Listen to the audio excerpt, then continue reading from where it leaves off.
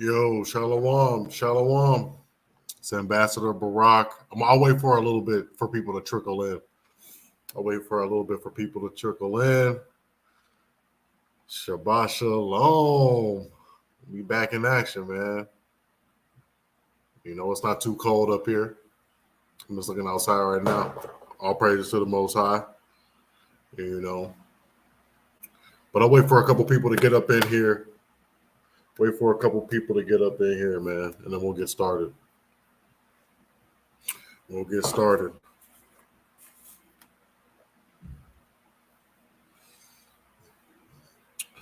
Shabbat Shalom.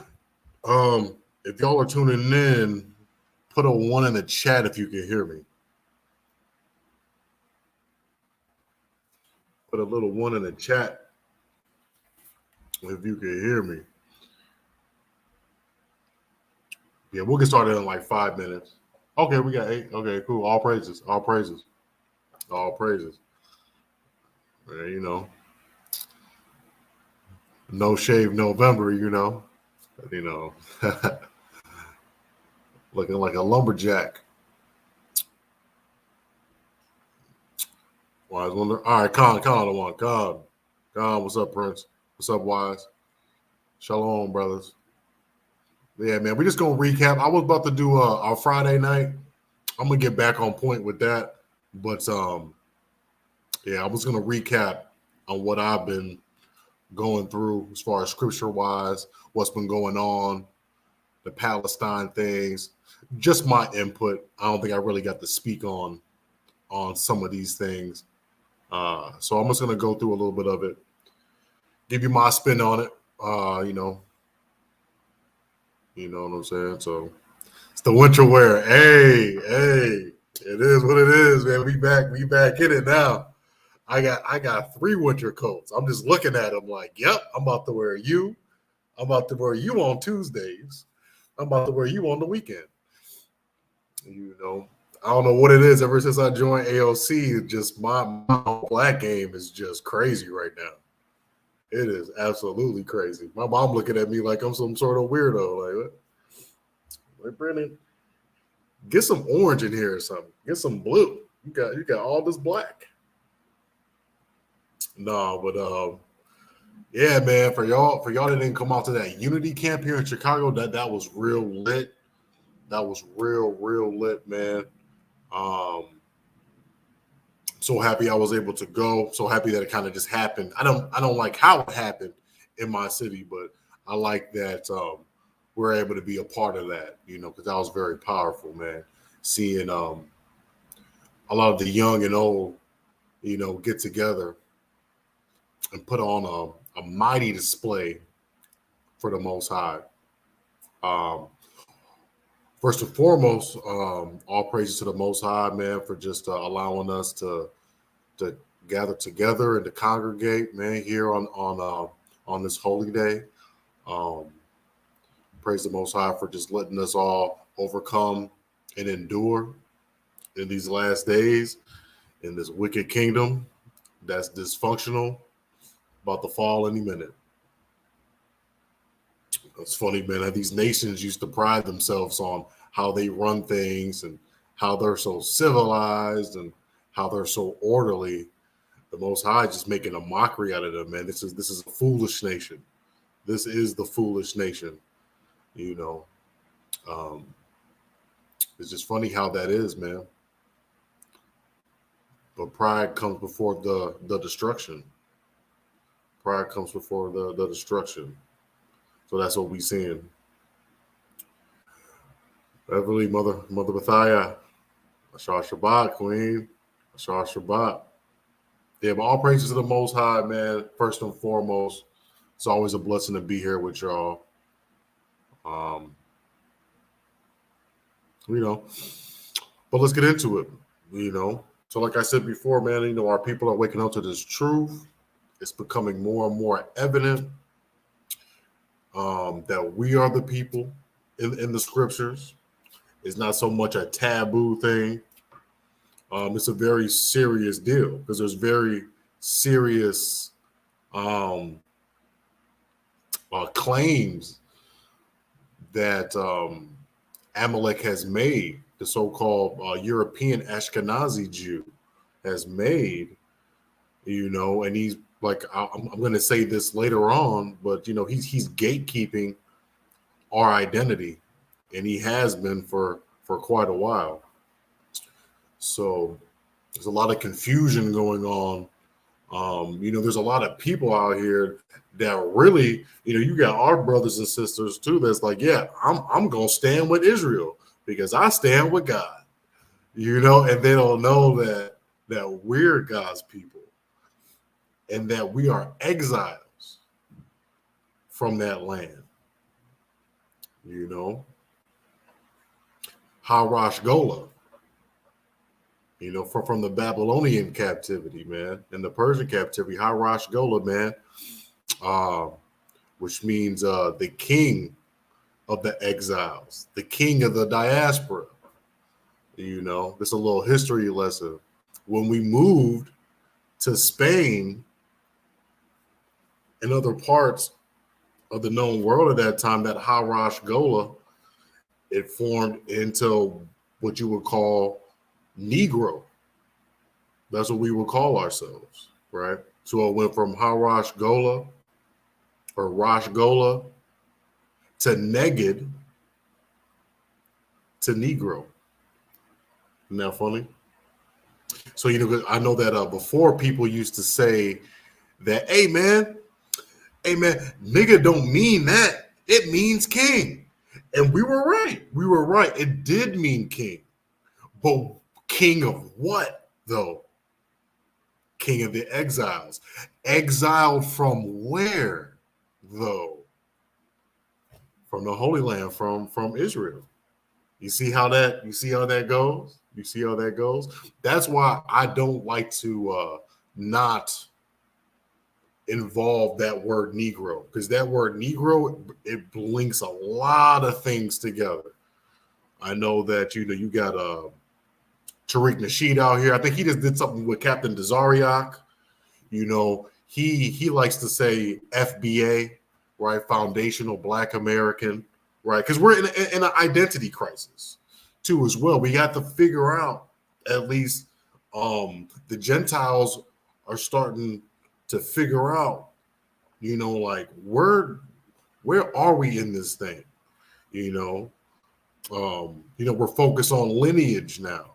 I know we focus on reparations as always, but there's just like this talk about lineage and history and ethnicity and all these great things that we could segue into the truth, we got to find our way back into Deuteronomy 28, and I think with these talks, about who are we, what do we call ourselves? I think that's all important in these last days, especially what's going on in the Levant, or what they would call the Middle East. Yo, Nashaya, Shabbat Shalom, Aspacha, Yahawah Hashem HaMashiach. All right, cool. Sorry, there's something going on out there. Sister Kana, Shabbat Shalom. What's going on, family? I like to read the comments and interact too. So if y'all got something, we could swap it out. All right, Latoya, Shalom. Shalom, everybody. The water for Jordan. No, but like I said, man, I mean, this is a beautiful thing. It's a beautiful thing, man. It's like our people are waking up. Nagas. Yeah, Nagas. And then Prince of One West 2 as well, Neged. And then they had Nagid too. And Neged and Nagid would also mean like captain. Isn't that funny? Now that we know what we know, when I say I'm the head nigga in charge, it's got a whole new meaning to it, And that's how we are those people, because, it's just like these certain sayings that we have. When we go back and we look at history, that's what we were. we were essentially the head niggas, the head noggin, the head, what you say, nagas, right? Because we were the head of all the exiles that departed from Israel during our captivities. No, you're good. You're good. No, you good. You good. It's, each one teach one. If you got something a little bit more, we can go back and forth. But I always thought that was interesting too, as well. And it holds a lot of weight, man. It holds a lot of weight, that word. Amalek, he likes to, Amalek and do what he do, and likes to vanguard and gatekeep and want to make it all whites only. When he really has no ties. He really has no ties. Not to that extent. I mean, they started getting prevalent on the scene in in the 6th century, like 600 AD. Like that's where all their stuff kind of started popping up. But it's been a game of being replaced, And I think that's what leads us here today with a lot of confusion, because we get exiled from the land. We basically it's gentrification. That's what it really is. It's a sort of gentrification of Israel. You know how white folks are. If it's been that way since they got there, it ain't never been different. Egyptians never been black because they've never seen it. Cleopatra's always been white because they've never seen a black one. It's they like doing that. That William Shakespeare might be black. Oh man, can y'all cut it out and get your own? Like, no, you gotta cut it out. You keep on stealing people's stuff. But it ain't their fault. It ain't really, technically it is, because it's their father, but their father didn't tell them that they've inherited lies. That's why a lot of them are going to be going through it, in these last days. But like I said, man, it's a beautiful thing to see all these newer generations come out, brothers with fire and zeal. And it's funny because, Chicago, we made drill music very popular throughout the world. They have it's its own genre now. But unfortunately, it's a culture of death too as well. We made that popular. So if things can pop off here in Chicago as far as coming into our nationality, then we could really do a lot of the heavy lifting when it comes to this great awakening. When it comes to our people, following the law, statutes, and commandments, or at least, putting an ear to the Bible, putting an ear to the Holy Scriptures, that you might be a Jew. The people that claim they are, they might not, So as long as we're doing that and inspiring the young people and taking that place of the church, which has become very passive, whole lot of dry bones. It's just dry in there in general. There's not a lot of deep diving.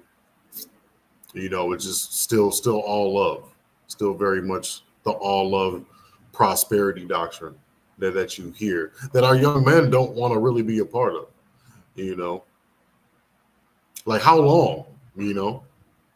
I'm thinking to myself when I was during camp, I'm looking around at the people, and they were.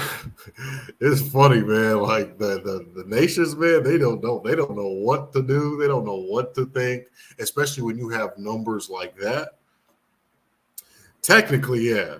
Technically, it was.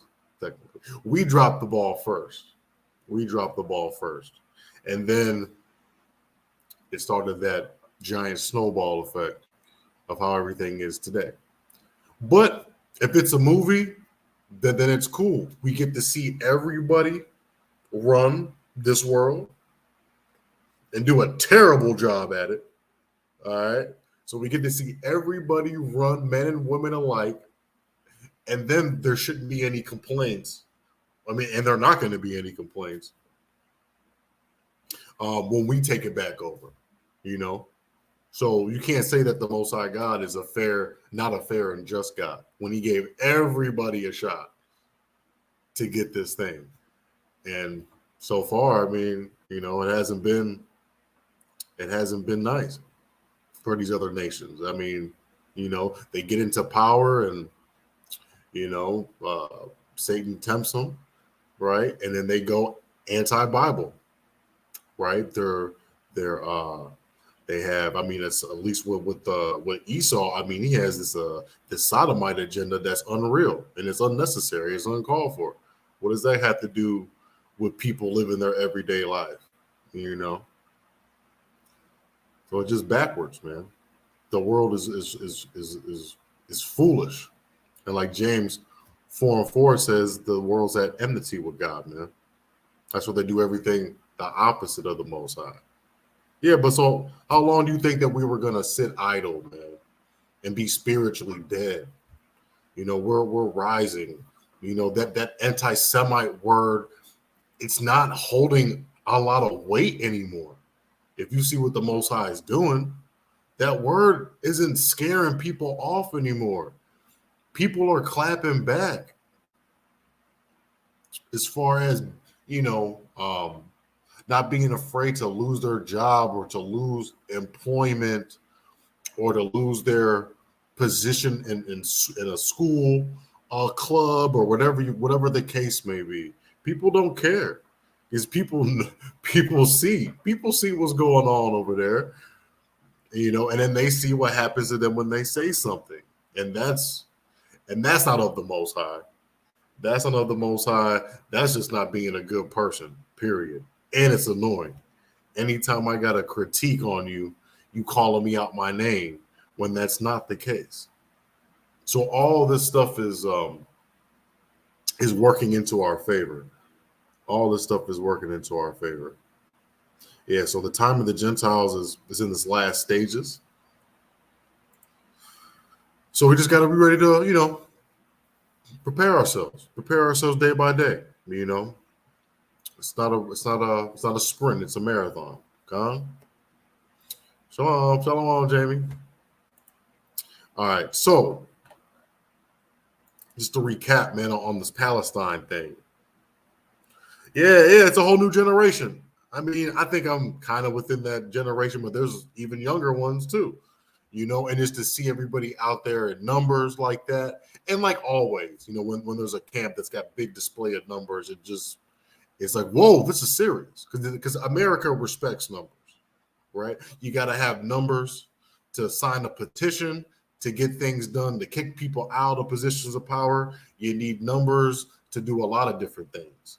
You know, if you want to, you know, get fundraising, you need numbers. So that's what America does respect is numbers. And, you know, our numbers that we had showed, you know, it was definitely respectful. And you got to hear what we're talking about. You know, we got to hear what we're actually talking about. You know, and just to see the looks of curiosity when you're dressing in the garments as well from the people. You know, as far as our people go, you know, sometimes you just kind of get the looks like, what? But, you know, A.O.C is pretty swag with it. So when we come through, you know, it's like, hey, what's going on with these brothers? So there's a lot of curiosity. Sometimes you don't even have to say the scripture. You could just, you know, just exemplify the scriptures and the way that we dress. You know, and that will kind of do its thing too as well, because we're a visual people. Shalawam, ooh, Belabi, Biba Ali, ooh, snap. That's a good name. Shalawam, Mark. Shalawam. Well, like I said, man, we're a viral people, man. So if this thing really does get past just the clothes and the swag look, and then we're really about our identity.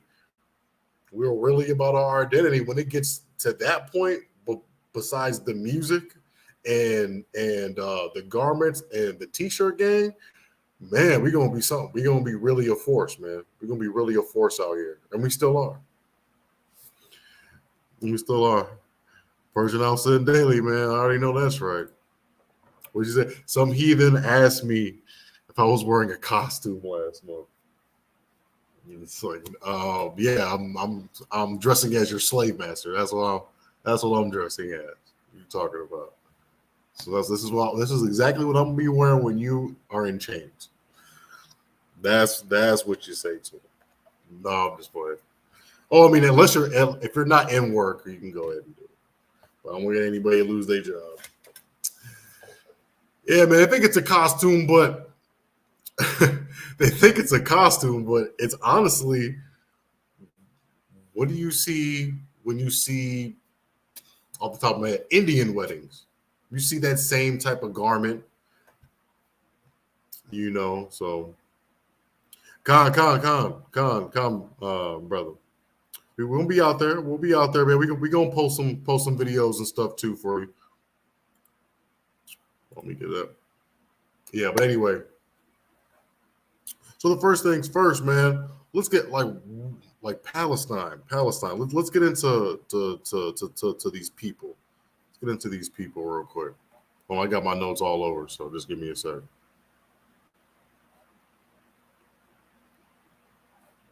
Let's get into this real quick.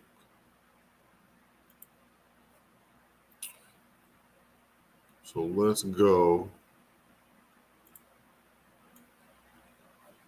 to Genesis. Yeah, let's go to Genesis 10. Genesis 10, man. Let's see who the people are in these lands that they're talking about. That's got the game mixed up. Because you got the Palestinians talking about that they're the ancient people, and obviously you got Amalek, holding our identity too as well. So let's get Genesis. Might be too much to share. Let's see.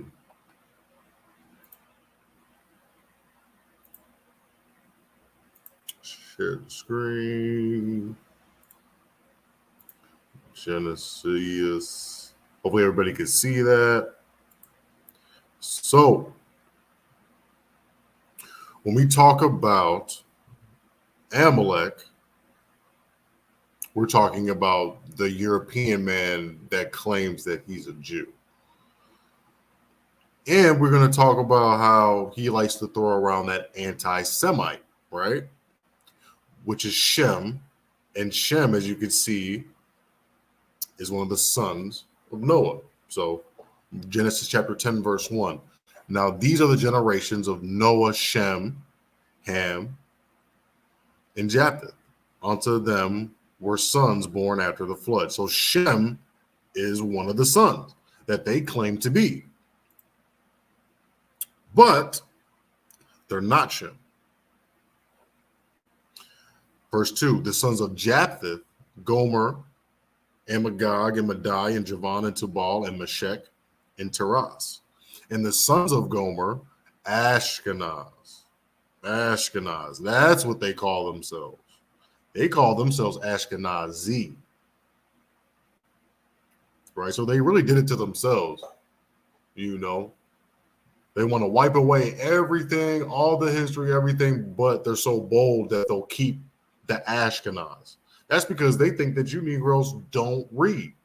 You don't want to read the scriptures.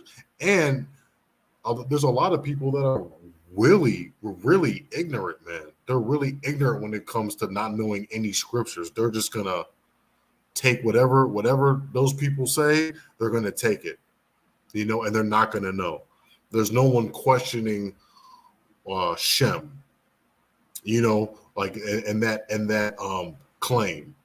I know that the ADL likes to use that, but that's defamation on me, and that's a false claim, because I am Shem. Technically, I love Shem because I am Shem. So how can I be anti-Shem? But when we go into what you got going on, you're of Gomer, which is of Japheth. So, we got some things that we got to work out there, and that's why I know that when the brothers was out there teaching these past couple weeks, 3 weeks, month, I know that this was brought up. So hopefully some of these heathens kind of, hey, why are you using Shem? You know that we all are Shem, right? What happens when they start checking each other with that? You know? Not only that, let's continue though. Let's go with the sons of Ham.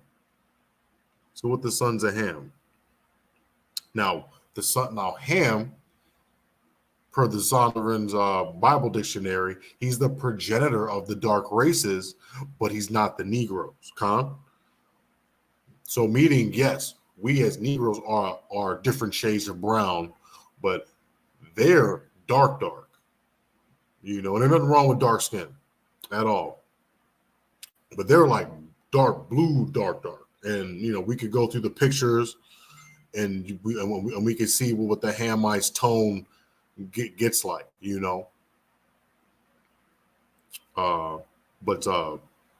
yeah, so verse 6, we're getting into the sons of Ham, which is Cush, Mizraim, and Put, and Canaan, right? So Canaan, which is the land which was with the land before that land was Israel, was Canaan. Canaan was a dark-skinned people because of their father, which was Ham, which is the progenitor of the dark-skinned races. Okay, so right there and then we know that there was a lot of people of a dark complexion that were in those areas. But that white pride won't let them get that far. And this is in the very, very beginning. This is in the very, very, very beginning too. So it's something that you just kind of beat over the head, keep on beating them over the head with it. But they're gonna just deny it. Their pride won't let them. Because when they start agreeing and accepting the truth, the guilty and guiltier and guilty they become, and they can't stand that. So let's skip down.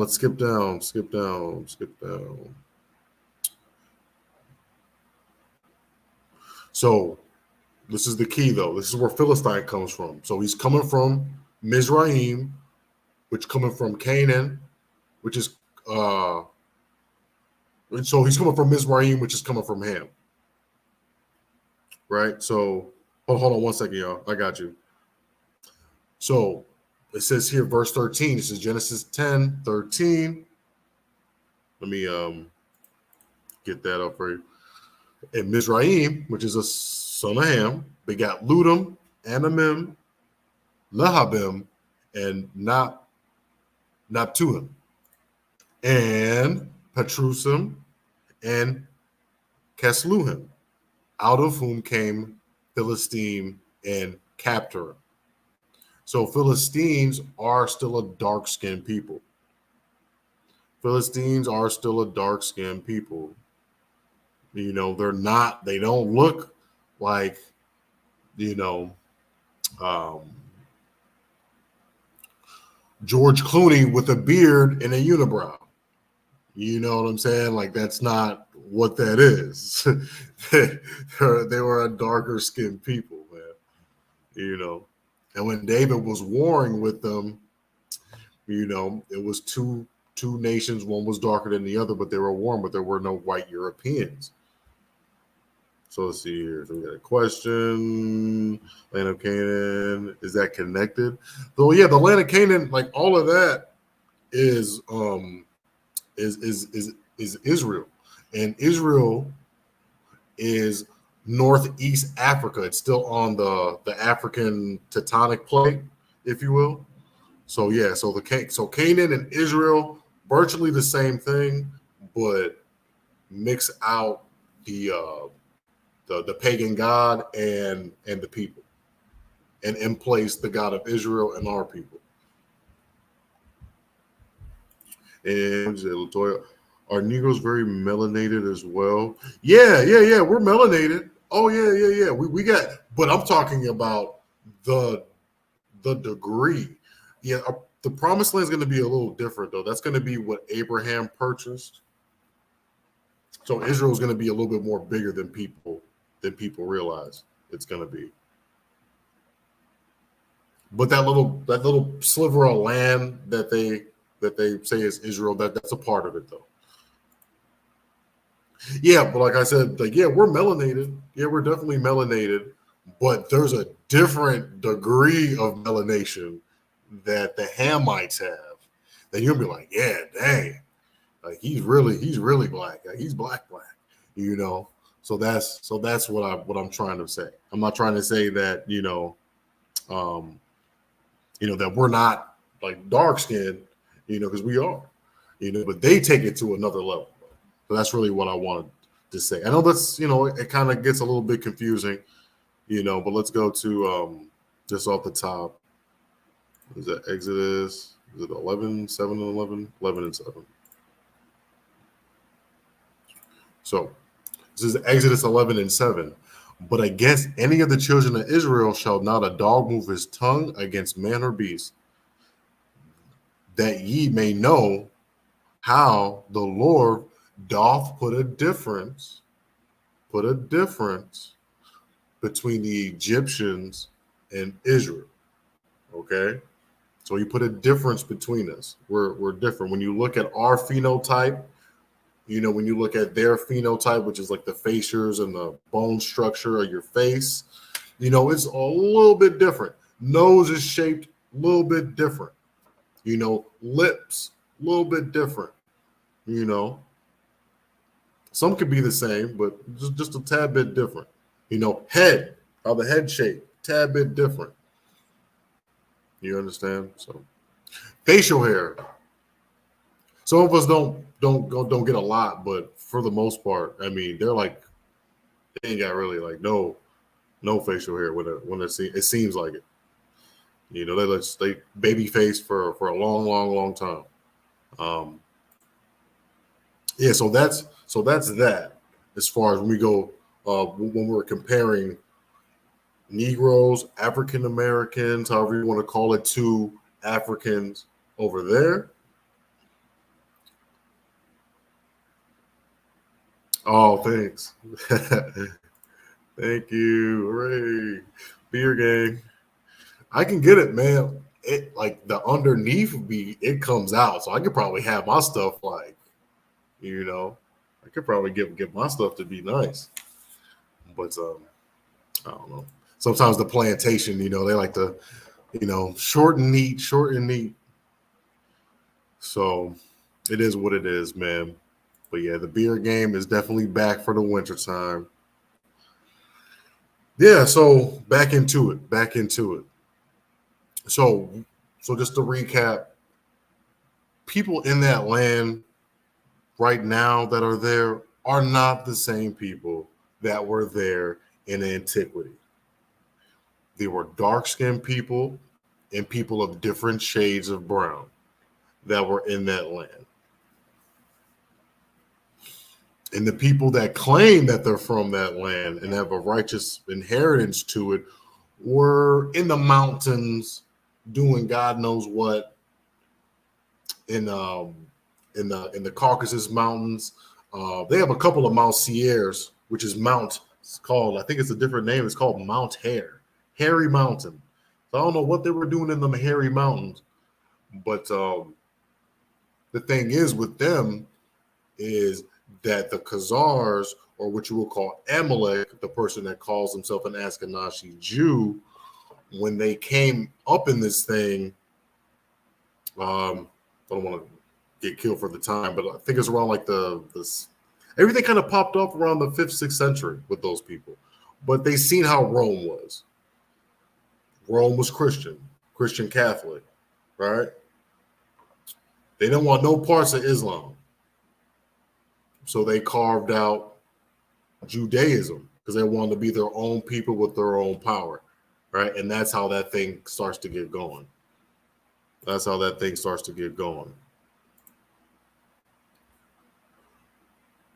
Yeah, but the Most High is giving them their eviction notice.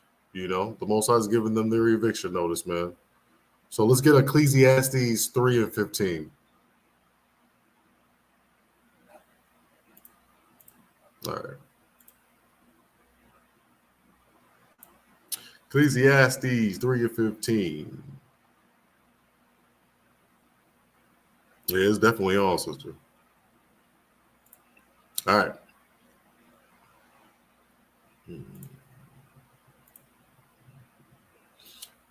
I think skulldultry.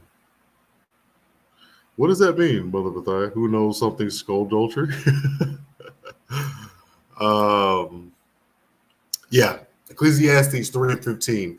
Thou hast that which hath been is now, and that which is to be is already been, and God required which that which is past, because he has to judge. He's got to judge the nations. He's got to judge us individually. Of course, he's got to look through what you've done according to your deeds, So, of course, he's going to require the past.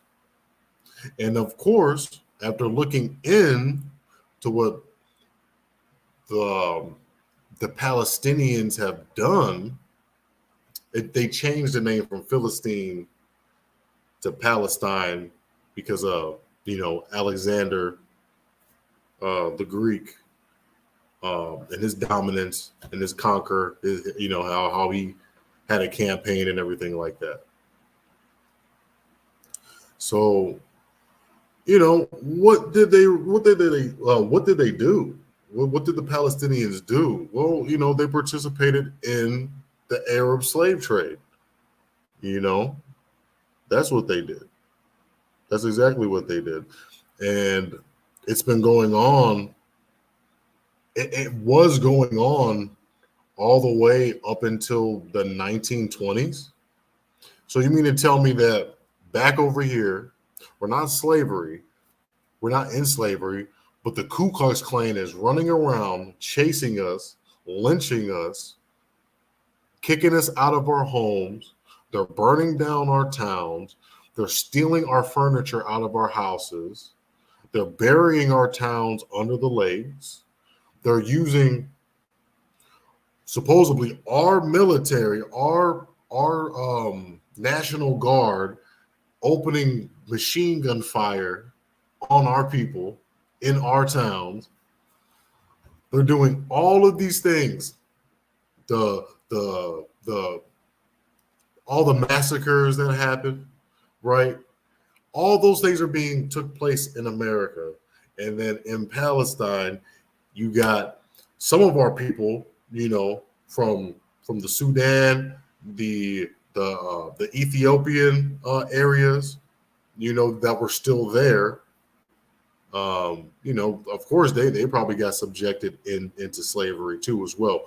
Lots of concubines, lots of sex slaves, a lot of foul things that still went on, that still go on to this day. We would have to really take a look at what's going on.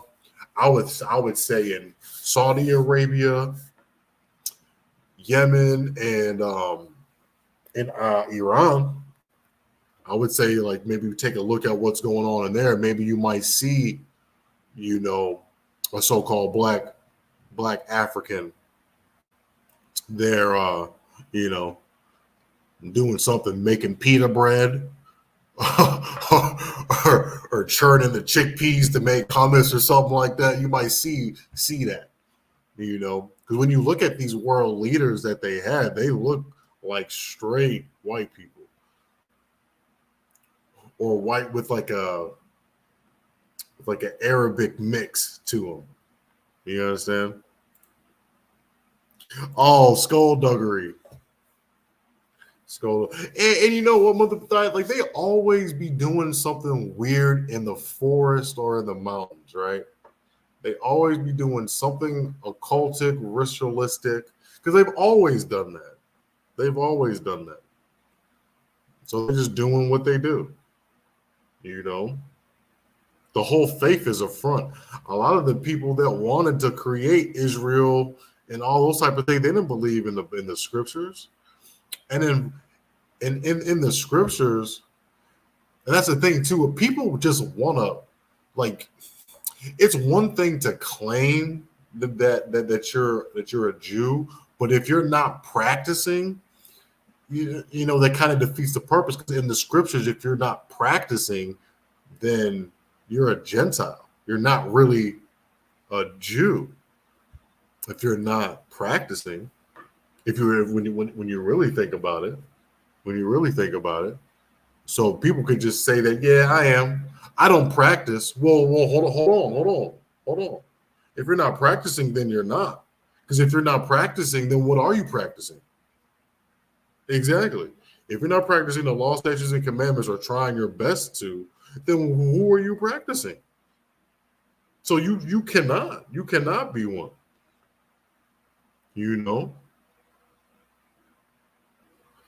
And then especially when you bring in Yahushua teaching, I mean, on top of doing the law, statutes, and commandments, I mean, being a good neighbor and love and all those type of things. You just can't be this vicious person and do the law, statutes, and commandments too. You got to be a good person. I mean, you got people on. Ooh, I got so many of those little videos. I won't go through them, but yeah, man. I mean, you got to have that good character, man. And a lot of these people are stuck up. You got people. Ooh, they're the pride. It's the pride for me. Yeah, they're just. It's the pride for me. That's really what it is. White supremacy at its finest. And another thing, don't, and we're talking about the Most High requiring the past. Don't you think for a second that they didn't create the garments for the Ku Klux Klan. They created the garments for the Ku Klux Klan, the so-called Ashkenazi Jews. They created the garments for the Ku Klux Klan. They created the birth of the nation in 1914, which made the KKK have a revival. And they had upwards of like 2 million people in their ranks after that movie. MGM was, if the birth of a nation flopped, there wouldn't be Hollywood. There would not be Hollywood at all. MGM Studios with the tiger that's going back and forth. I don't know if they removed it, but they had an emblem of one of our people in blackface at the very bottom, because they did the minstrel shows. They did the minstrel shows too. With white folks, Esau dressed in blackface and doing, making his little caricatures of us. They were pushing that. They wrote it, they produced it, they did everything with that. That's one of the racist movies of all time. Probably the most racist movie of all time, The Birth of a Nation. So don't forget about that. The Most High requires all that past. So when we say the things that we say towards Amalek, we know all those things. But people that's on the street, they're like, well, why is it hate? You're being hateful. This is hate. No. You have to get an update.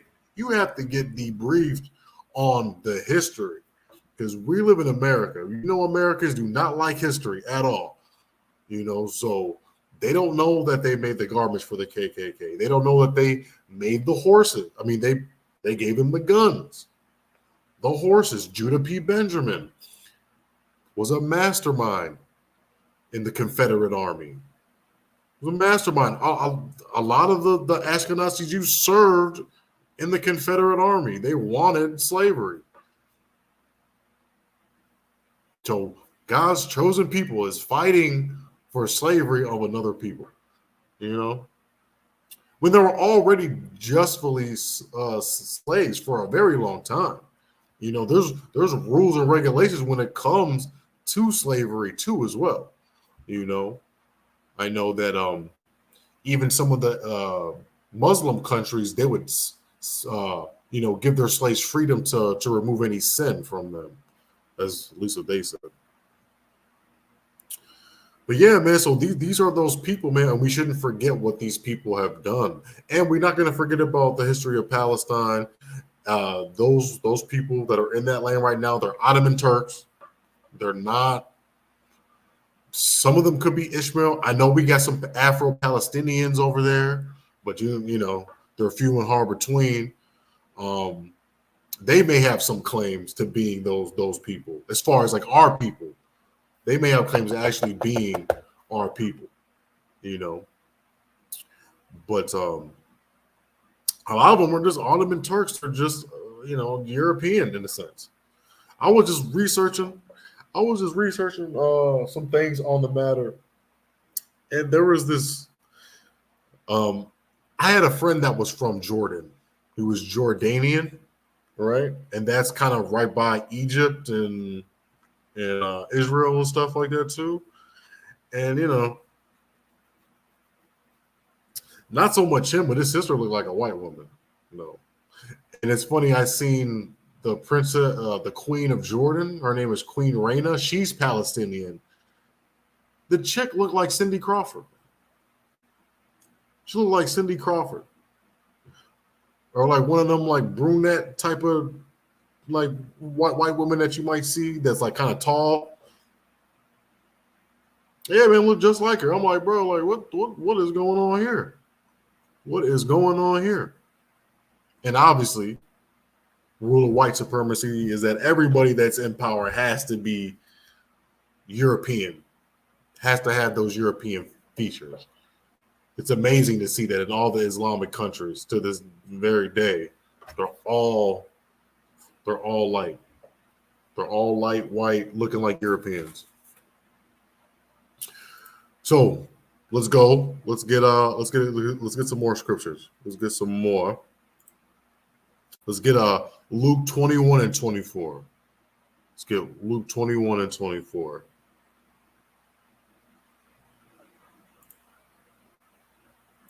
Okay, so let's get that.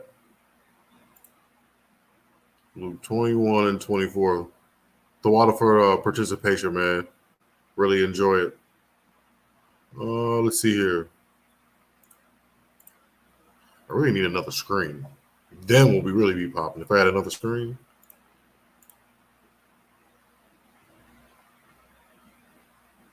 Yeah, man. So what did Yahweh say? Ooh, snaps.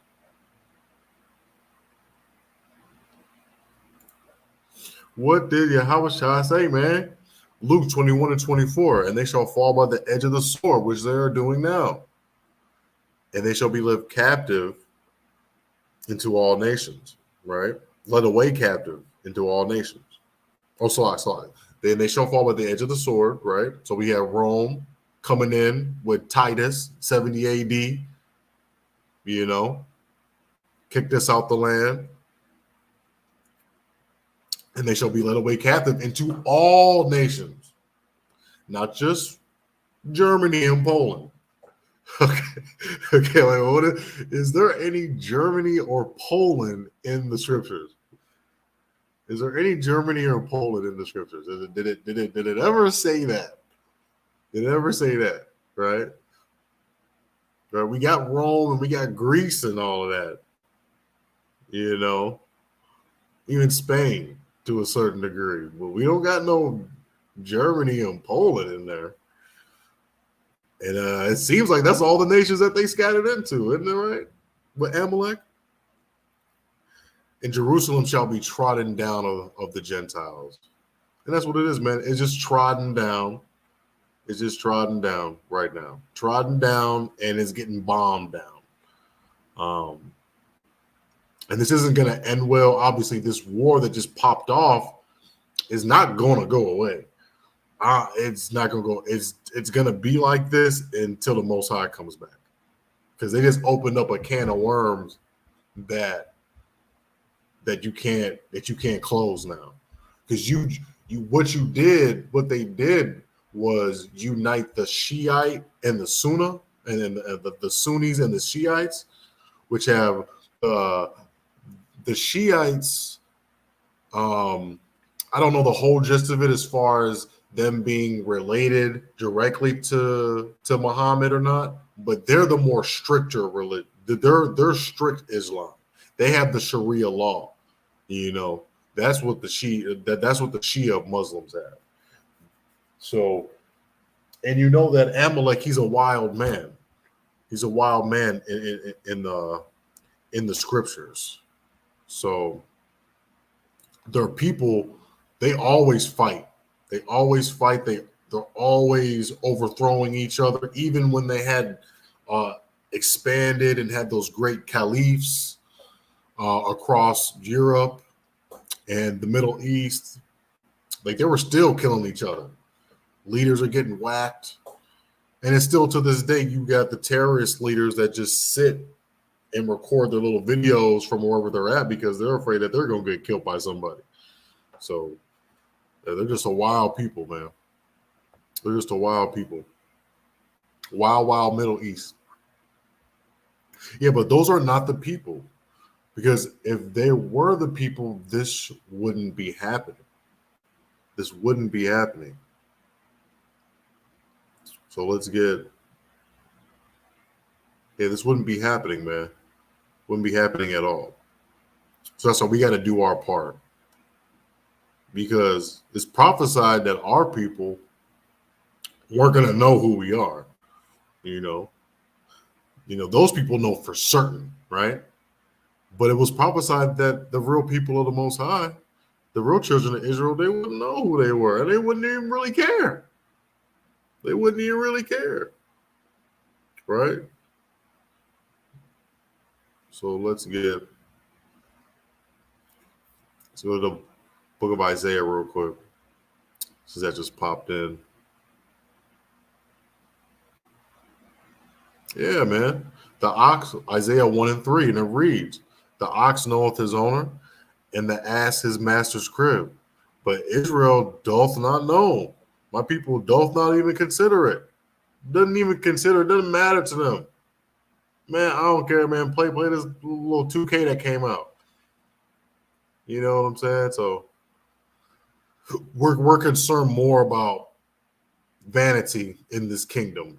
You know, we know more about where, the next famous musician was lived, and that we know all about his bio, but we don't know anything about our actual history, right?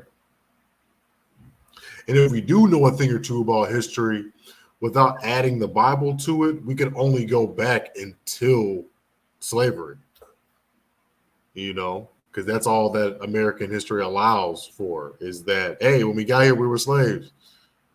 And that's it. You're done. So it is what it is. It is what it is.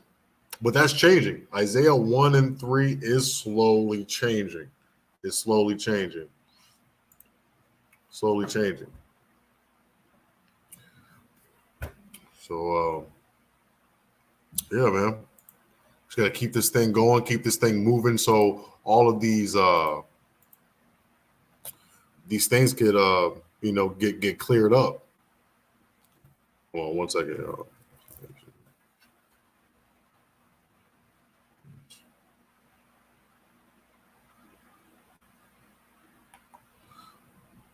So let's get 2 Corinthians 10 and 5, right? Let's get 2 Corinthians 10 and 5, because that's our job.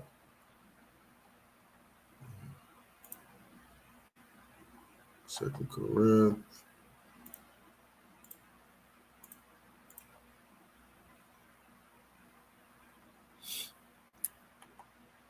Right. So it's the Second Corinthians 10 and 4. For the weapons of our warfare are not carnal, but are mighty through the Most High to the pulling down of strongholds, pulling down different doctrines, right? I think sometimes they refer to them as hills. So you gotta, it's funny when you call like some type of doctrine a hill, because it takes you a long time to walk up the hill, all right? So you can understand or overstand everything that you just learned, but it also takes a long time to walk down that hill too as well, and put it behind you when it comes out that something isn't right with it, right? And our weapons of warfare are not physical. That's why we don't have actual literal weapons when we go out there. The only weapon that we have is the scriptures. We're gonna cut these nations down. At this time, not with physical swords, but with a spiritual sword, which is the law, statutes, and commandments.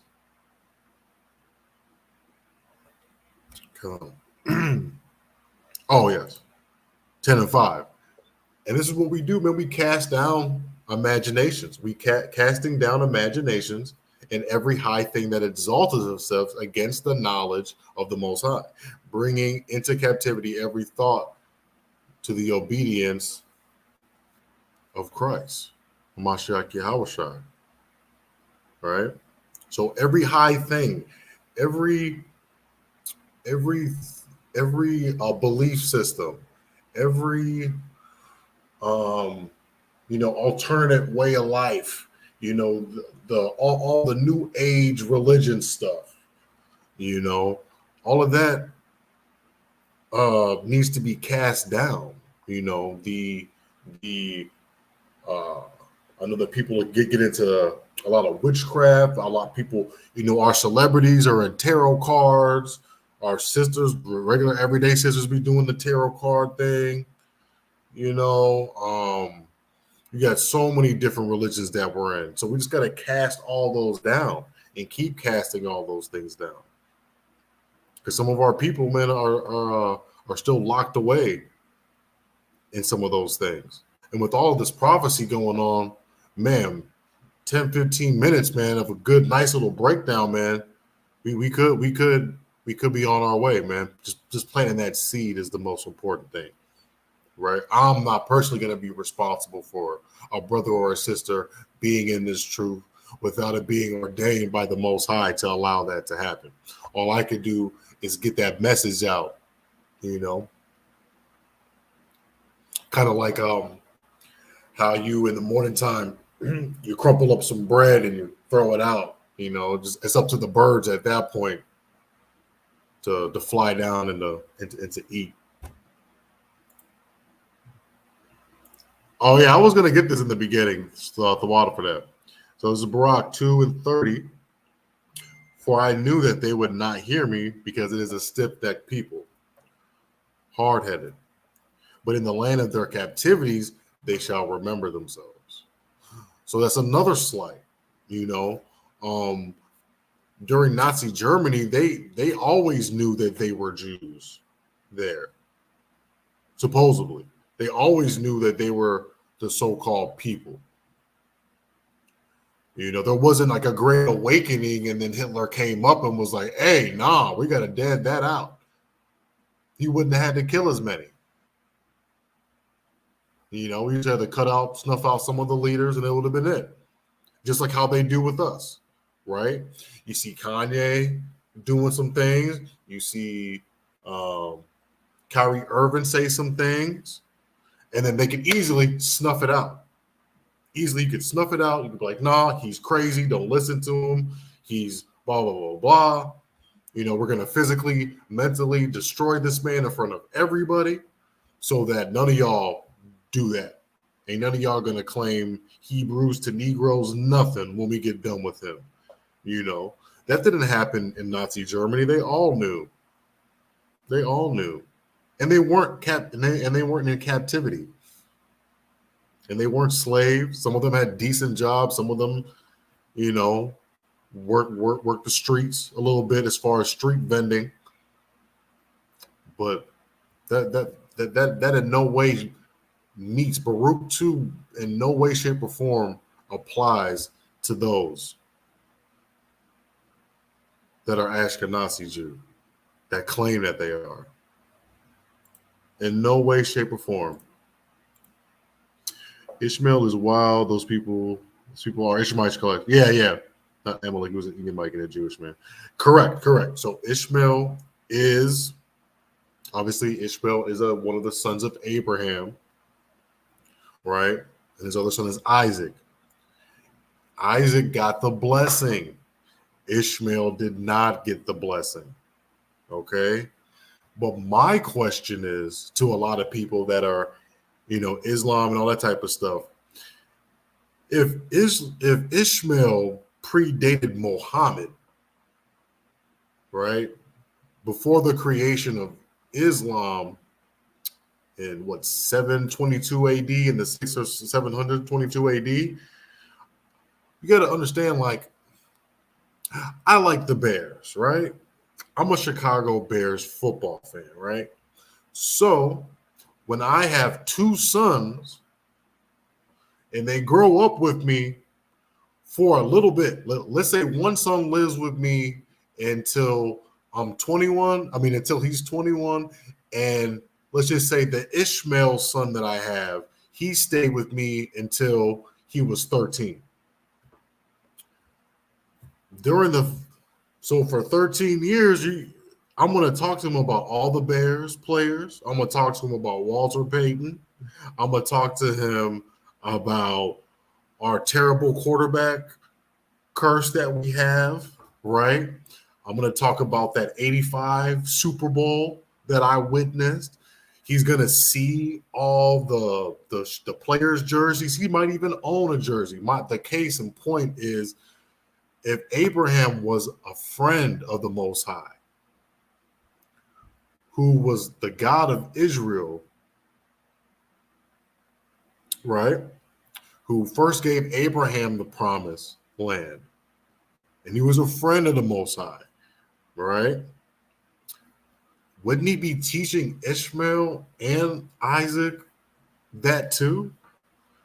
Wouldn't he be teaching his sons everything about the Most High and following in his ways and what to do and what not to eat, what was clean to eat, what was not clean to eat? You understand? So that's my question. It's like, was it always like that? Was Islam? Obviously, Islam wasn't always here, but before that, what was Ishmael taught? Just because you're taught something doesn't mean that you're going to follow it. We all know that. You could teach your son to do X, Y, and Z, and he'll do E, B, and F. So, and obviously Ishmael went astray. So that's just my question, right? So, and Amalek is definitely an Edomite, Amalekite, Esau's grandson, man. Kind of there, mind through playing on strong. That's right, man. And that's what we got to do, man. But it's getting, you're always going to have people that are ignorant, that are hard-headed, but that's okay. Because, the beautiful thing is that the scary thing is when we go out or when you hear and you come across these things, we're really marking people. Because like I said before, everything in your body is being recorded. Even the things that are being said at you in times are basically recorded. So if you're walking by and you're hearing the truth come out of the scriptures, and that you're the people, and that you're really Israelite, and that the people that say they are stole your identity, and you just go about your business like, man, them niggas is crazy. Well, then, during your time, that's going to be something that the Most High is going to show you. Like, hey, what happened with this time? When you're playing to get into the kingdom, and when you literally see those 12 names up there and everything, and it's talking about Israel, you sure are going to want to be one then, but the Most High is going to ask you, well, what happened to right there?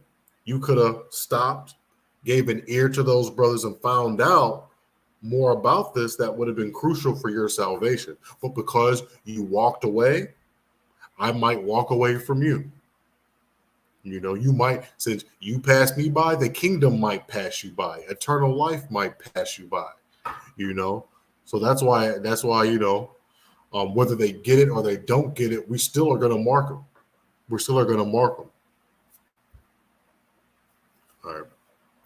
So I got into. Oh no, I didn't get besides the point. Everything's relevant. Everything's relevant, man. Still, we're on the past things, the past of things.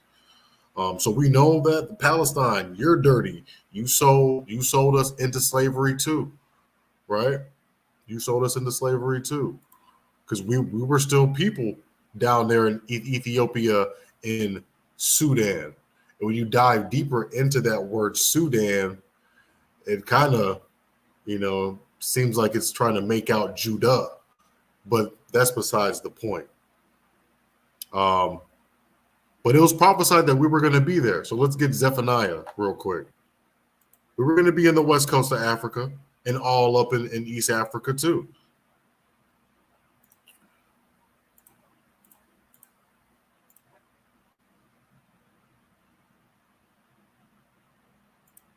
Right. So from beyond the rivers, Zephaniah 3:10, from beyond the rivers of Ethiopia, my suppliants, even the daughter of my dispersed, shall bring my offering.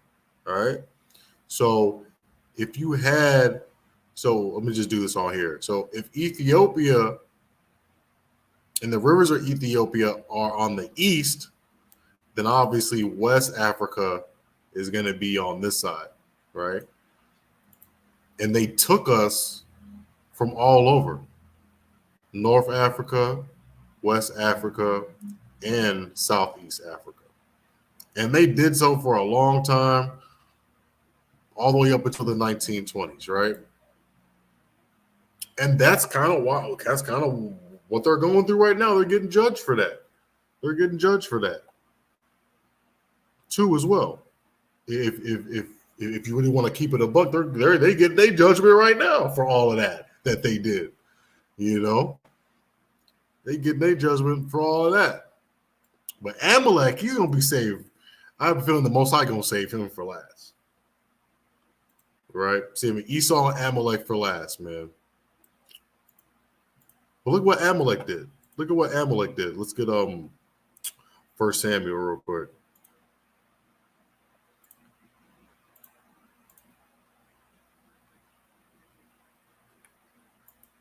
Keep on doing that. 1 Samuel, right when we got out of Egypt, man. We got out of Egypt, Moses, the Exodus, all of that. Struggling, going through the wilderness, all of that. Who's there? Who is there? 1 Samuel 15:2. Just got out of Egypt, man. Just saith the Lord of hosts, I remember that which Amalek did to Israel, how he laid wait for him in the way when he came up from Egypt. And that's really deep too, because he still does that. Amalek still does that. He's got all these devices politically in society, that when we say that we're the people, they can obviously throw that anti-Semitic thing out. They can obviously say, hey, they're claiming to be a religion, but they're really a hate group. Pretty soon it might be terrorist organization, something like that, right? So they still do it in a way. They still, because what are they trying to do here?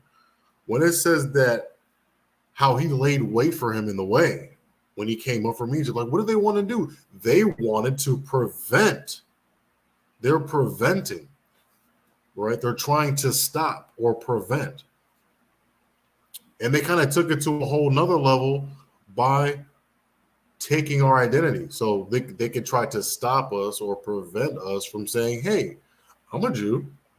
No, they can't be, because Jews are white. I don't want to be a part of Christianity because, Jesus is depicted as a white man and I want to be with a black God. So I'm going to rock with Kemet. Yeah. And I'm going to buy onks and, do all of that Matu Netta stuff because I can physically see myself as those people, and they got to pay for that, man. That's confusion. That's definitely confusion, man. People don't want to be a part of something because a people has already claimed it and monopolized it to a point where it feels like it's a exclusive thing. It's not an inclusive thing, even though that you could be a convert. But we got to understand that this is about an ethnicity. It's got nothing about being inclusive or exclusive. It's about your lineage. It's about your ethnicity. It's about being a descendant and a blood relative of King David. And obviously, we went through King David. We went through King David was an absolute world beater. Okay, on the battlefield, you weren't messing with King David or any of his mighty men that he had. What's mighty about those people? What's mighty about those people besides their political connections and their finances? Them being expert merchants doesn't make them formidable in any type of battle or war. Even the people that are there right now in the IDF, the Israeli Defense Forces, they got women serving in their army. That's not how it goes in Israel. When did you see in the scriptures that men and women were fighting? Yeah, I mean they're scrawny. I mean, because I'm just thinking about that. I'm like, these people really think that they're descendants of King David. And it's like, there's nothing warrior about them. There's nothing warrior about them at all. You don't see them boxing at all. They're warriors and they fight and it's in their blood and it's in their identity. There should be tons of Jewish boxers. There should be almost too many. There should be tons of Jewish UFC fighters. You should be seeing like King David stuff all over. You should be seeing the shield, all over and all of that. They should be walking out with swords and stuff before the match and everything getting turned up and everything, blowing horns. You know what I'm saying? And just getting down. But that's our people that do that. That's Gervonta Davis that does those things. And he's wearing fringes when he's boxing. You know what I'm saying? So when it comes to that, it's, that to me always astonishes me too as well. But let's keep it moving. A short message. Exactly. Issachar don't be playing around. You don't be playing around with that ball. I mean, because if it's in your blood, that means that it's all time. It's always going to be there. It's always going to be there. Just off the top of my head, if my family always had a funny bone and there was always a comedian that sprouted up, in every generation, that doesn't just stop overnight. If I have children, my daughter or my son, maybe even both, might have a funny bone, might be able to tell jokes.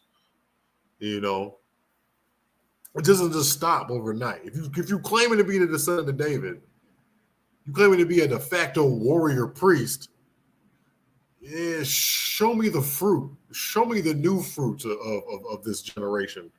That you, unless it's Ben Shapiro, as far as debate goes, he's a mighty warrior, right? That little talking fast dude. But other than that, I don't see any warriors, man. You're not in no sports. You don't physically have contact with anybody. I don't even think that y'all play soccer, man. It doesn't add up. It doesn't add up. And this is why I don't enjoy death at all, because the reason why is because our people are being judged too, and we're gonna get it bad too. So it doesn't really excite me to see bombs being dropped on people. But I am humbled because there was a Al Sharifa hospital that got bombed in Palestine and in the Gaza Strip. You know that hospital was next to an old slave port in the Gaza Strip too? You think the Most High was playing around, man? Man, I'm talking about whatever was done in the past. Like, he just is a master at that. Okay, so you sold some of my people over here by this port, and they were helpless, just like you're helpless in that hospital. I'm gonna have these devils bomb the hospital. Well, they did, and we can't complain about it now. And if you knew the history behind people and behind nations, then you don't really feel bad or remorseful, because it's almost like, hey, they're getting their karma. What was it that they said? 10 million? 10 million? 10 million people? I want to say the majority would probably be us. But you probably had Hamites in there too, right? But 10 million, upwards of 10 million? That's a lot of people, man. That's a lot of people to be just selling like slaveries. The only person that I got respect for when it comes to that side of the world was Gaddafi, because he's the only one that publicly apologized for it. And then what happened to him? He still got bombed too. But he had some Jake blood in him. I don't know if he was a Jake for sure, but he was an Afro-Arab though. One of those like Berber Arab type of people. He was one of those. Because at least he had a little bit enough blood in him to be like, damn, my people really did them bogus. Because we're not the ones bombing them. That's why I don't know why they attacked us out on the streets. We're not oppressing them. We're not bombing them. But we're just a butt to all of your jokes, to the end of all of your jokes. We're just a slur. They used to call us slurs too. What was that? Like a bead? I want to say a bead. It's something for like a slave. Like that. They would call us a bead and things like that. And I'm not gonna be like, yeah, do all of that, and death to Palestine and all that type of stuff. I'm not gonna do all of that, because there's gonna be a death to a lot of people, including our people. Just got to be humble enough to be like, man, God is good because He's getting revenge on us from slavery, but at the same time, that's gonna be happening here in America soon. So I got to get my stuff right.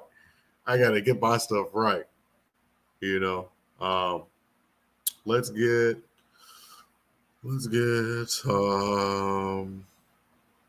yeah. Let's keep going down the list, man. Let's keep going down. Yeah, man, it's just interesting times, man, that we live in. Interesting times we live in. Let's get Exodus 17 and 16. We're just going in on Amalek, man.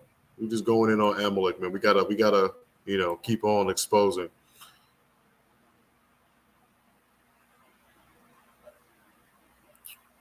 Ooh, 17, 16.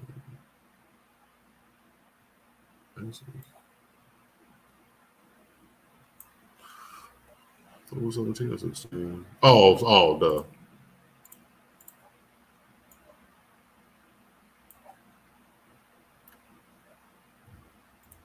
Right. So right here, man.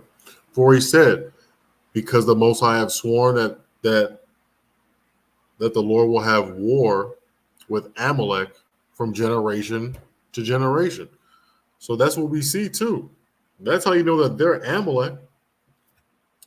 That's how you know that they're Amalek. Yeah, man, too, and that's humbling. And that's humbling. You know, I don't know if any of the Palestinians gonna make it, but at least we know that 2/3 of us ain't gonna make it. You know, initially, and then there'll be another number that we don't know.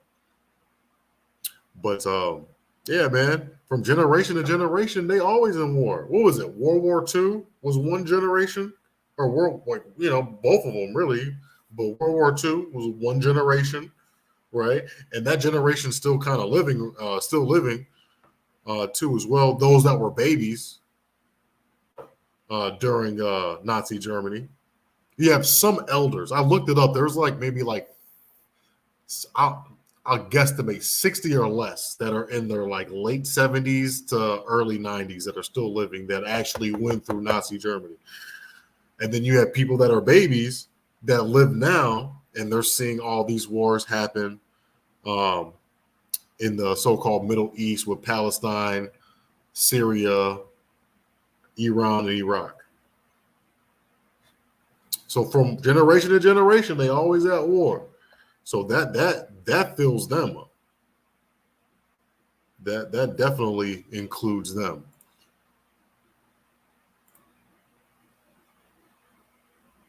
But what's going to happen to them, though? What's going to happen to them? So let's get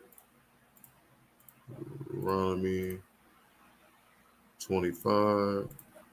Yeah, so what's going to happen, man, to these folks? Oh, Thawada. And like I said, I'm going to get those Friday nights back going, too. It's just Babylon, man. It's just Babylon.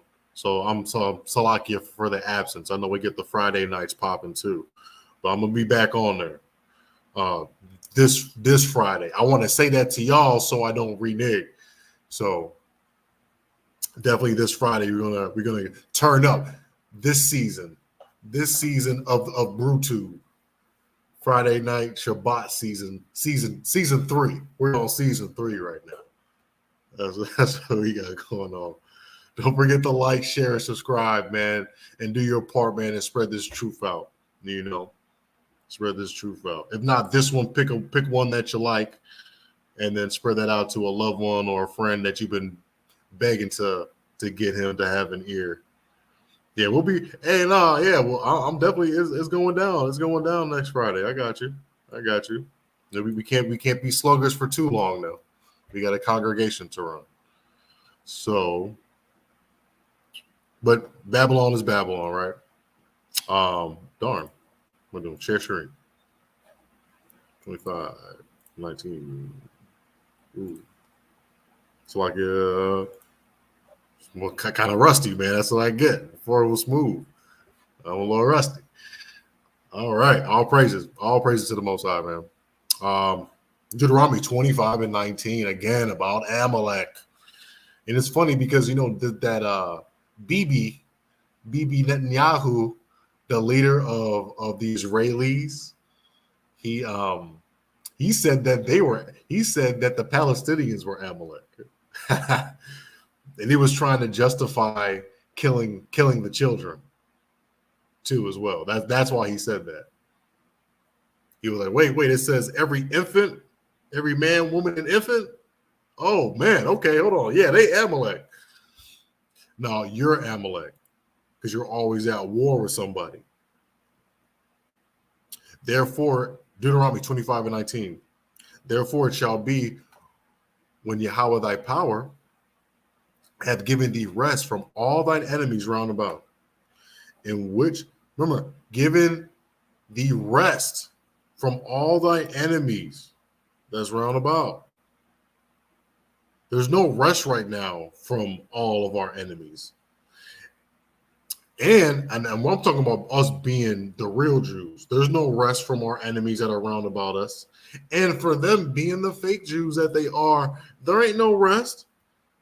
Hezbollah ain't resting, which is in Syria. They've been they've been plotting, and they're about to turn up on them too as well. So there's no rest right now for either of the ones that claim that they're Jews and are Amalek, and for the ones that don't know who his master is, the so-called Black, Hispanics, and Native Americans of Negro descent here in the United States and all over the four corners of the world. So again, it reads, when the Lord thy God, Yahweh thy power, hath given thee rest from all thy enemies round about in the land which the Lord thy God, Yahweh thy power, giveth thee for an inheritance to possess it, that thou shalt blot out the remembrance of Amalek from under heaven. So that's even almost worse, because we gonna totally blot them out, and that's why they cannot have that title. They will spend however many dollars it takes. They'll kill, they'll politically destroy, whatever the case may be, is they will fight arm, tooth, and nail to not be Amalek. But once this starts getting out, that's when we really gonna see it shake. It's gonna lead, if they keep on using that anti-Semitic thing, people are gonna start reading into Shem. Then that's when they're gonna read into Amalek, and then that's when it's gonna be really popping. That's when it's gonna be really popping. It's me again. Hey, Shalawam, sister. Hey, Shalawam. We back at it. Thanks for tuning in. The water. Yeah, man. So they're as good as dead. They're really. I know we're the valley of the dry bones and everything, but we're just dead spiritually. They're dead, just dead. They're just literally a dead man walking, right? And they operate like that. They're full of hatred and vitriol, and the pride is on a scale of 1 to 10, 11. It's disgusting, man. The things that have to do with character in the Bible, they do not exemplify any of those things. None of those people that you hear in the interviews, they don't exemplify being humble or anything like that. If they disagree with you in Israel right now, they disagree with you with something, they gonna call over one of the military people, and they gonna threaten your life. Say that you believe in Jesus Christ, who we call Hamashiach Yahushua in the Hebrew. Say you believe in him and say that he did exist. Man, you gonna have the person that you arguing with and 2 Israeli soldiers with their hands on their AR-15s, man. It's gonna be a whole. It's a damn shame, man. It's a damn shame. But that's why they're gonna get destroyed, man. Those people have become the same people that destroyed them. They became the Nazis that they told everybody about. Write that book. Write that in the Talmud. Write that in the damn Talmud. How about that? Right, man. So, I mean, it's humbling, though. It's humbling. It's a humbling thing.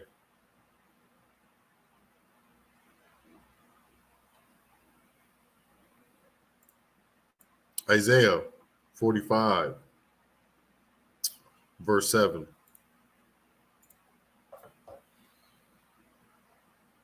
Yeah, man. So that's why you can't be mad.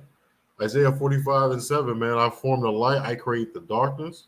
I make peace and create evil.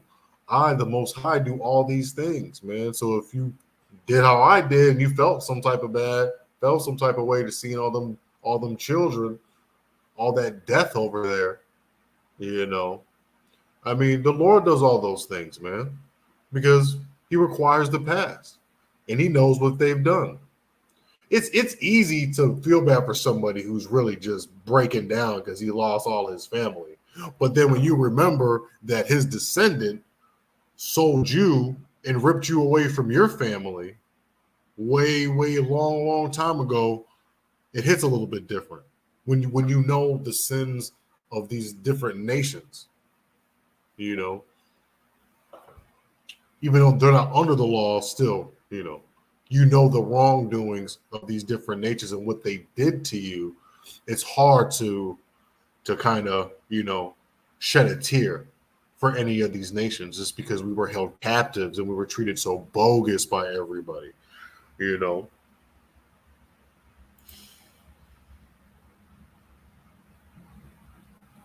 So once again, the thing that's conflicting with scripture. I'll get back to the chat in a minute. But once again, the things that gets a little bit conflicting with the scripture isn't there supposed to be world peace? Is there supposed to be world peace right now? Is it you? Or is it me? Or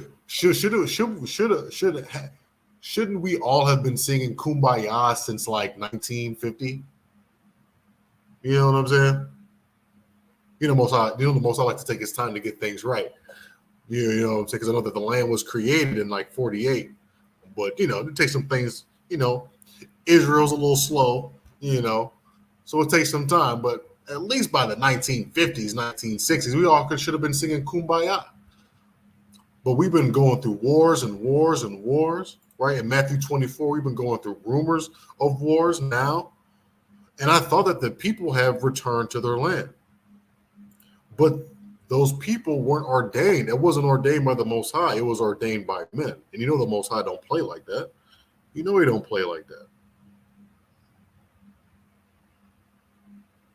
He's going to send his son to do that. He's not going to just have the men take care of it. He's going to send his son to take care of this business. Because these men weren't about the Most High's business from the jump. Only Yahweh was. So let's get it. Let's get 60 and 18. Let's hear. Let's see.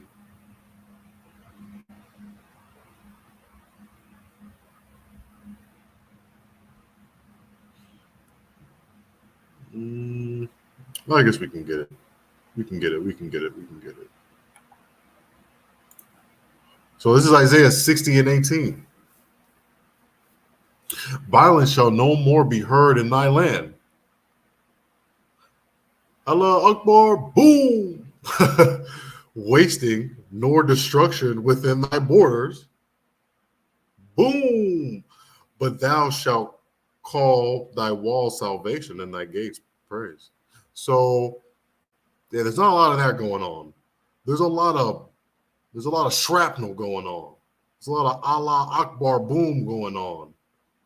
There's a lot of Iron Dome exploding missiles above Tel Aviv that's going on. There's a bunch of people kidnapping and shooting people dead in the head in the middle of the daytime going on. That's what's going on in the land right now. So that's how you know that they're not the right people. That key doesn't fit the lock. That key does not fit the lock. That's for sure. That shoe does not sit right on that foot. That's for sure. And those are those people, man. And what about this? The sun shall be no more light by day, neither brightness shall the moon give light unto thee, right? But the Most High, it shall be an everlasting light. Thy power, thy glory, man. Thy God, thy glory. And they Yahweh, our power, man. And his presence isn't on the earth in that capacity. In no way, shape, or form. The Most High's presence is not in that region, in that capacity, for the sun and the greater and the lesser lights to dictate how we live our day-to-day life. He's not in that capacity. That land over there still operates by sunlight and by moonlight, not by everlasting light of the Most High God. And that's just facts. That is absolute facts. So they can't be those people that fit the scripture. They can't be those people. And we're still supposed to be exiled. If you missed it, me and the one brother was talking about, what that word nigger really means and Negro means. It simply and shortly means the king of the exiles. Exiled for king of what? King of Judah. Right? Exiled from where? Jerusalem. Israel. Right? And we can't go back by making an agreement with mere men. We got to wait till the Most High sends his son back, man. That's how this thing is going to shake up, because it's already been written. Another one, too. Isaiah 14:7.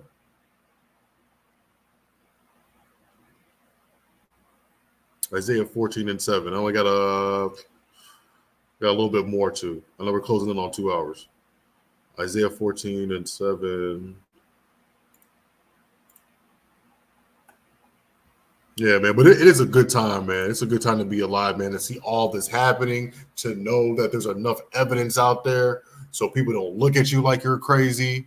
When people start seeing your zeeks and your fringes, the women with their beautiful head wraps, and their seals and their stars of David, it's not going to be a corny situation. People are going to have to really start dealing with you and not just call you a slur or a name and walk away like they did something. They're really going to have to deal with you. And you probably already be getting come at if you dress traditional, right? I know when I walk with my fringes on and my zeeks on every now and then in public, I mean, people kind of like, first of all, I don't get no smoke. And people kind of just really get the staring, But pretty soon that staring is going to become teachable moments, because they're going to start to ask questions. And that's where teaching these other nations come into play. It may not be in a camp setting, because you know how camp gets sometimes, those spirits get reveled up. But on a one-on-one setting, definitely, Hey, man, what's with those zeeks? Well, man, I'm gonna tell you something. Good, come on down here. Let me get Deuteronomy 28 and make your head spin. Right? Isaiah 14:7. Is the whole earth at rest? Is the whole earth at rest? Is it and it's quiet? Is everybody breaking forth into singing? I don't think so, man. I don't think so. And let's go back. To 60 real quick. Because, there's a lot of perversion going on in that land too. That they were trying, before all this happened, they were trying to make Israel the friendliest LGBTQ nation in the world. They have one of the biggest gay pride parades in the world too, which is crazy, which is absolutely crazy, especially if you prescribe to living in the land. You should be practicing. That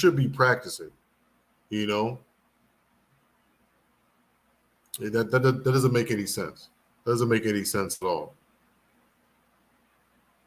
6:21. That don't make no sense. I mean, y'all can look up the pictures. Israel LGBT Pride Parade. You can look it up. There's gay rainbow flags with the Star of David on it all over the place. Thy people shall also be righteous. That's not righteous, man. That's not righteous.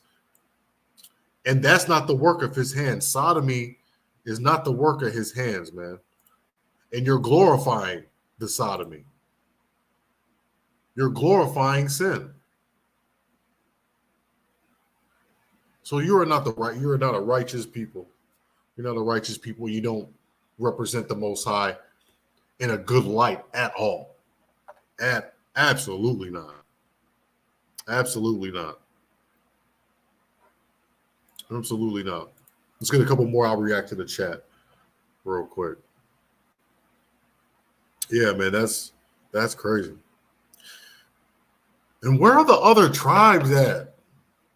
Do y'all ever be wanting to ask them, like, bro, like, so y'all want to be in Israel and y'all just want to have a southern kingdom? Where's the northern kingdom at? Have you ever seen one of them say that they're Gad? Hey, I'm Gad. Hey, I'm Asher. I'm Naphtali. I'm Reuben. I'm Manasseh. I'm Zebulon. You don't see that. They only claim 3.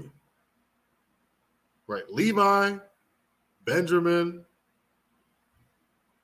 Judah, man. That's it. They don't claim any other thing. So they claim that that's just a Jewish state for just the Jews, and that's not true. It's a state. It's a nation of Israel. In the northern and the southern tribe, there's not going to be a division anymore when we get back to the land. So it's all going to be Israel. We all going to be Israelites. Some of us are going to be Jews. Some of us are going to be from the northern kingdom. But we're still going to all be equal. Going to be equal. There's going to be no division. Right now, I bet you they'll drop a bomb on someone trying to be Gad or Naphtali. I'll bet you any money they'll try to do that. The way they going. Yeah, but where are the other 9 tribes at, man? It's identity theft, man, because they don't match it. They don't match it. Because if you got to research the other 9 tribes, I mean, you gotta do some. They're gonna be spread out. It's gonna be spread out, man. It's too spread out for them.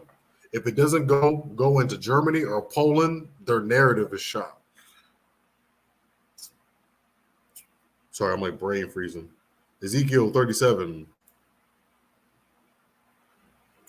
Ezekiel 37, man.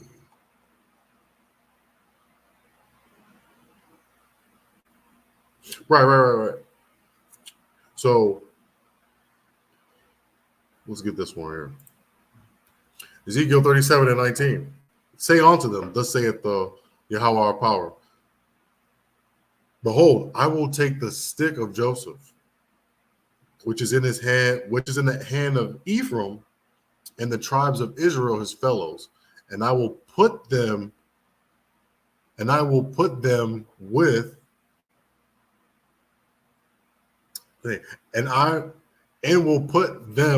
him. All right, so let's read that again. Ezekiel 37 and 19. Say unto them, thus saith the Most High, behold, I will take the stick of Joseph, which is in the hand of Ephraim, which is in the northern kingdom, and the tribes of Israel, his fellows, and will put them with him, even with the stick of Judah, and we will make them one stick, and they shall be one in mine hand. And right now in that land, you only have one stick, which goes against Ezekiel's prophecy. Where's the stick of Ephraim? Where are the Ephraim? Where is the head? Where is one of the more important tribes in Israel? Ephraim is the head of the northern kingdom, and there's nobody that claims Ephraim. You know, that's of European descent. That's a little odd. Are there no more descendants? Is it just the 3 tribes? Did Hitler kill all the rest of them? Like what? You know? So that's that. And then here we go with Isaiah 11:11.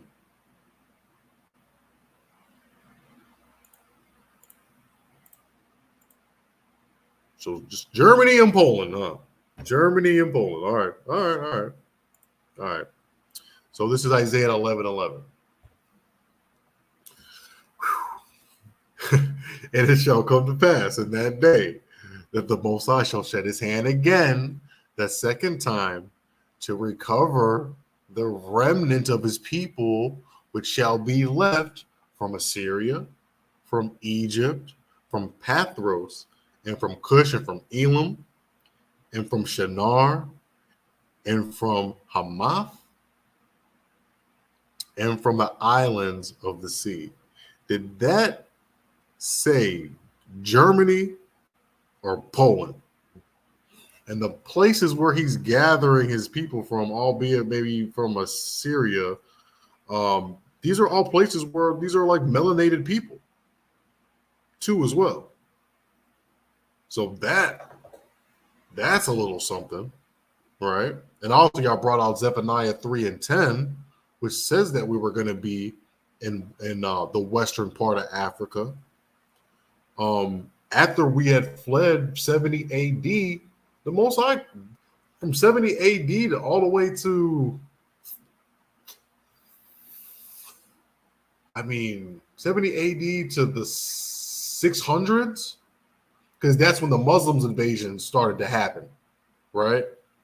So, West Africa got turned to Islam, and everybody had to convert to be a Muslim and stuff.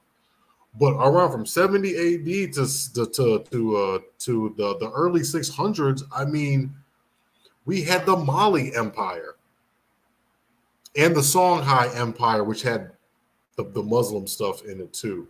But the Mali Empire is the one, right? And that's how you know that we're the people, because the Mali Empire was besides Egypt, you have to say for Western Africa, which is that was the most powerful empire that they've ever seen in Western Africa, and they've never seen anything like that since in Timbuktu or in any of the coastal areas. You would think Nigeria would get it together, but they haven't seen any of that. Mansa for king. So King Musa, so-called richest person in the world. Well, that's because the Most High gave us dominion over all those things. And even though he was punishing our people, he was still low-key blessing them. So our God is a good God. So even before we went on the slave ships and got totally canceled out by these nations, he still gave us one last hoorah with those Western African empires that we had. So that's really cool. That's really cool, right? And then Isaiah 11 and 12, he shall set up a sign for nations, and I shall assemble the outcasts of Israel and gather together the dispersed of Judah. See, he said he'll assemble the outcasts of Israel, northern kingdom, and gather together the dispersed of Judah from Germany and Poland, from the four corners of the earth, not Germany and Poland. Okay? And we see that going on right now, man. Another thing, too, just to reiterate how we were all over. Let's get Esther real quick. Let's see.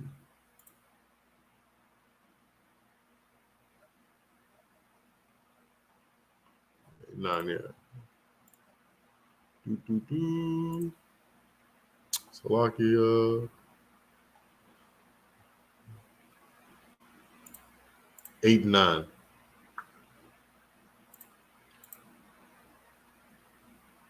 You gotta remember, man, like our people, like we were talking about earlier, man, we're exiles.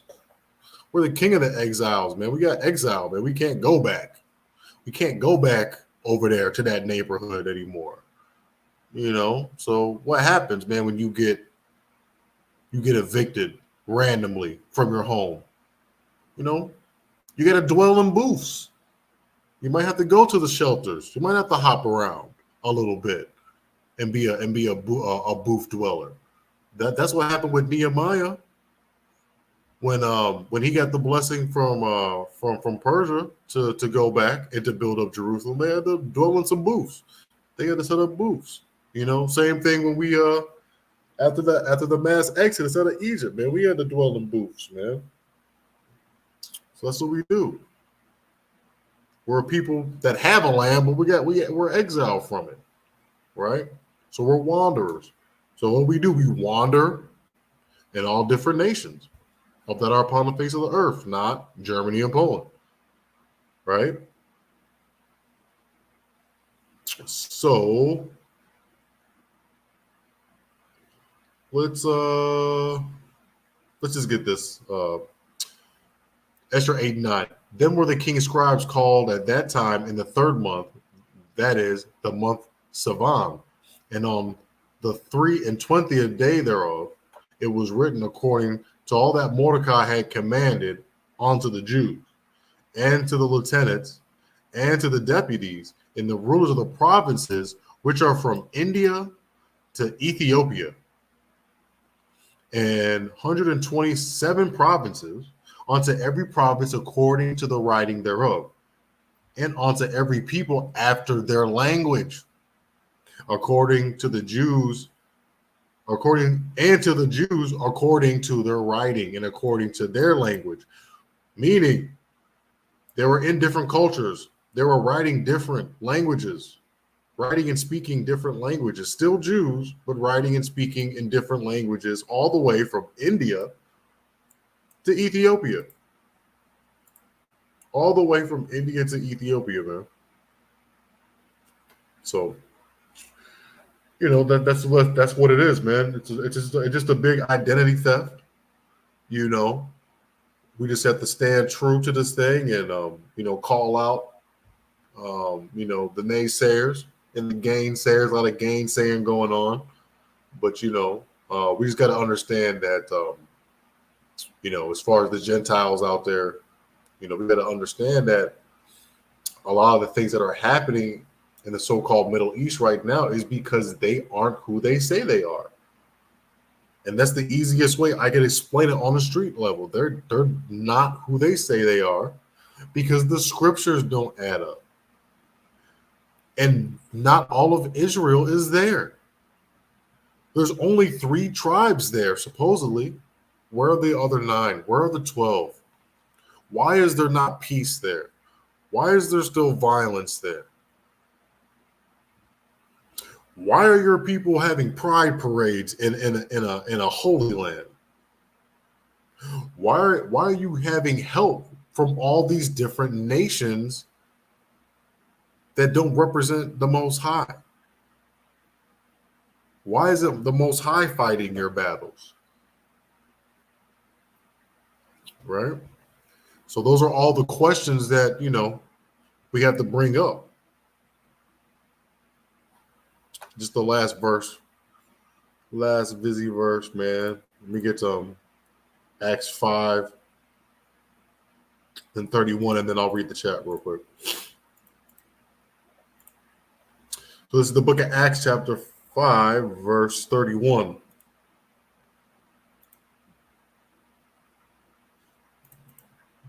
So Acts 5 and 31, him hath the Most High exalted with his right hand to be a prince and a savior. Right, talking about your house shot, for to give repentance to Israel and the forgiveness of sins, man. So I just wanted to end on that, man. To don't forget to repent. Just keep your head up. Keep your head on a swivel, right? Because there's prophecies going on, baby. Prophecies on prophecies on prophecies, man. It's a brilliant time to be alive, man. Our people are waking up. This thing is more than a movement. This is your identity. Stop saying it's a movement. There's no moving my ethnicity. There's no moving around my lineage with the mighty King David.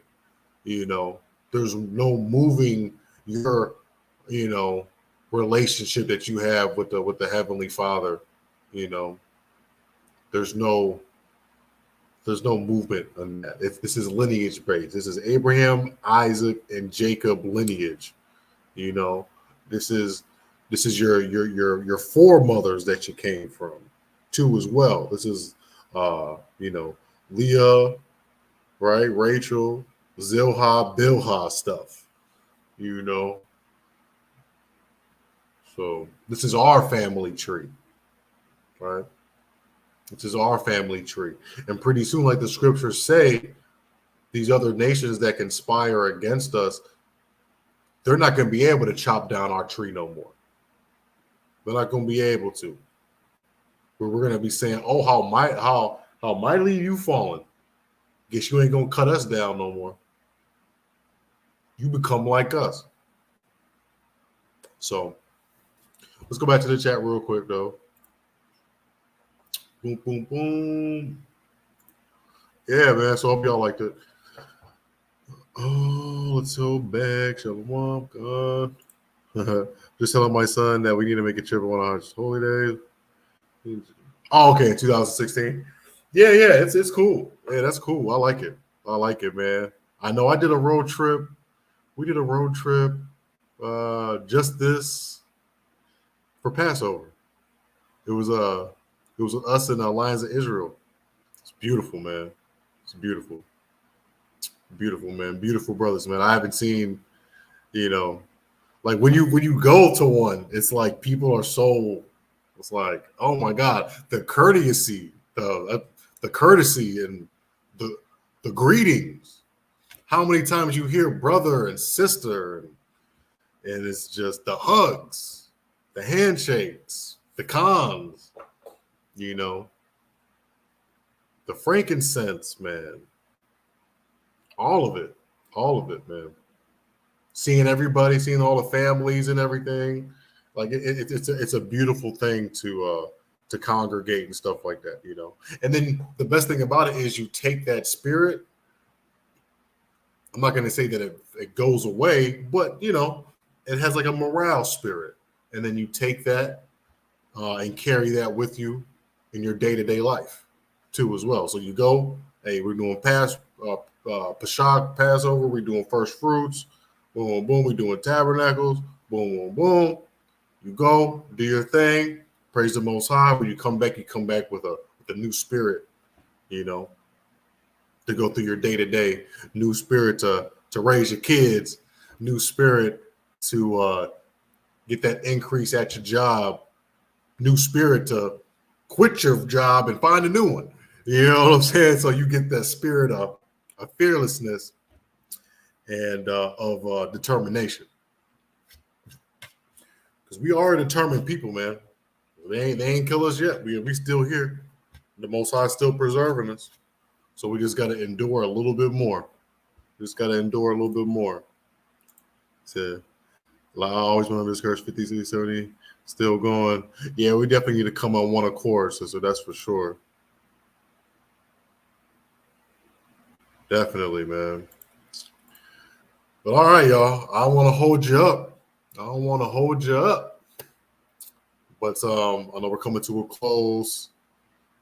It's great. Watch out. Friday, we back on. New season. Friday night Shabbat class. New season. Season 3. You already know it. No need to pay. Just like and subscribe. But as always, it's a pleasure, family. Thank you for hanging out with us. Enjoy the rest of your beautiful Shabbat. It's nice over here for right now. I don't know how nice it's gonna be, but I miss y'all. I love y'all. I can't wait to see y'all the next big gathering that we have. Most High willing, always. And y'all take care, man. I'll see you back here on Friday, man. And all praises to the Most High. Shalawam.